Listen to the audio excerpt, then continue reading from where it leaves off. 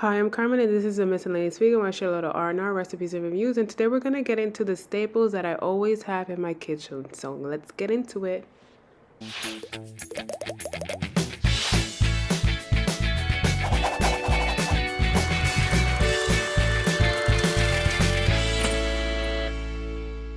If you haven't done so yet, make sure you like and subscribe for recipes and reviews in New York City and around the world, for Coaching Mondays and the occasional Saturday vlogs. So let's get into the staples that I always have in my kitchen, okay, in my pantry. So we'll begin with the lentils. As you see, I need to refill. That means that I have to go food shopping, but I will go food shopping after I come back from Vegas. And this, you can make so many recipes with lentils. I will link it below. Of course, I have my favorite is quinoa. As you see, I'm pretty decent. I probably will purchase some more just to fill it up. But I have recipes on how to make quinoa and also rice. I have this white rice mainly because I cook for my son as well, and he prefers the white rice over the brown. But I am gradually trying to transition to brown rice instead of white.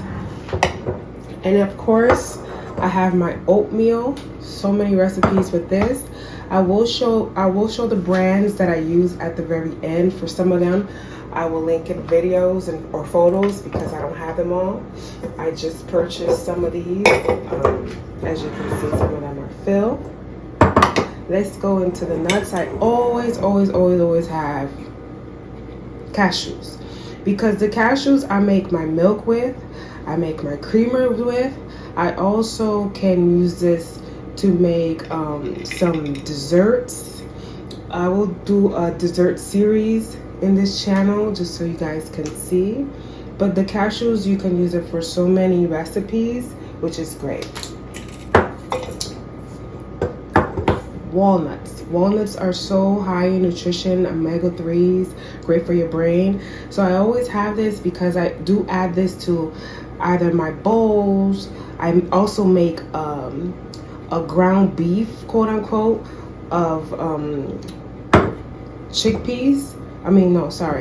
walnuts, and I do have a video on how to make that. The only thing you need is some mushrooms, and make sure you get your mushrooms organic. And again, all of these staples here, they're all organic, okay? And then I always have chickpea flour, because as you know, I have made waffles on this channel, and I always use this chickpea flour to make the waffles.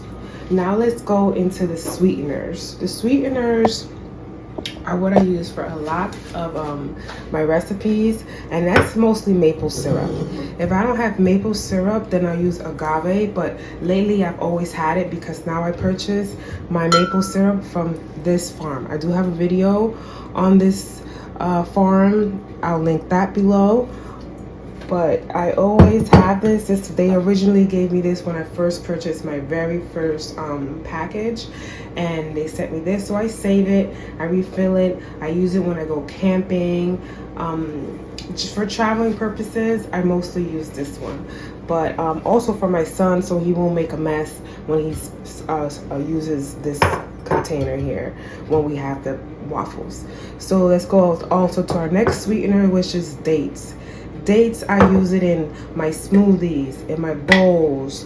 I can also make a dessert with this. There's so many recipes that you can make with dates. That's why I always have them on stock. Let's move to the seeds that I always have at home, which are chia seeds. I also make dessert with this. I put it over my oatmeal. There's so many ways you can use your chia seeds. They come like this. This is the brand that I purchased from Whole Foods. And I need to get a bigger container for it. At this point, I just have this one, but I will look for a permanent container for my chia seeds because I always have them. And then my next is hemp seeds. So as you see, this is high in protein and has omega-3s, good for salads, yogurts, smoothies. So I use that exactly for what it says right here on the package, and that is the brand that I use. And these are the staples that I currently have and always have in my kitchen. I will share a couple of brands. This is the dates that I purchased. Well, my aunt gets it for me because you know dates originate in Morocco, in the north part of Africa. So I try to get it sourced from there, and my aunt knows exactly where to purchase that, and this is where I get it. So you want to get it organic if you cannot find these dates in your neighborhood, okay?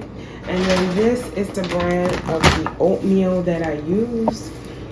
This I purchased it, well, you can find it in BJ's or Costco's, one of the two, but I have a coworker that's always at BJ's. Shout outs to San Juan.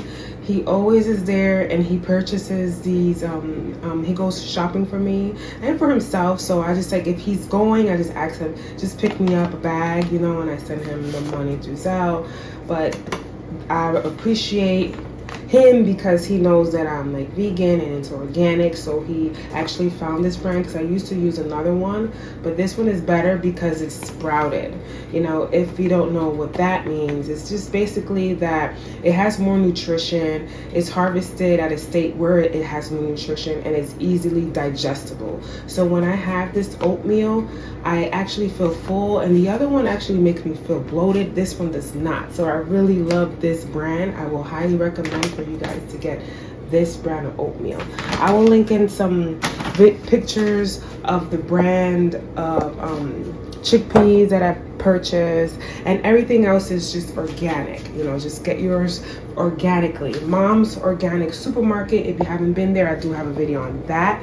They sell these grains and seeds and rice and everything loose, so you can buy them, weigh them, and get it organically. So I highly recommend for you to get it from Mom's Organic Supermarket. If you don't have a Mom's Organic Supermarket by you, then I just highly suggest that you purchase it in your local supermarket, but organically. And then you want to store them in glass, okay?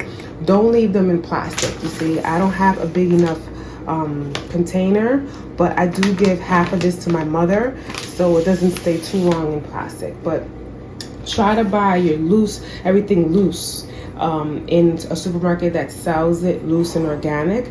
It's your best bet. Most of these things I try to buy it that way. If I can't, then I buy it organically. So thanks for watching, you guys.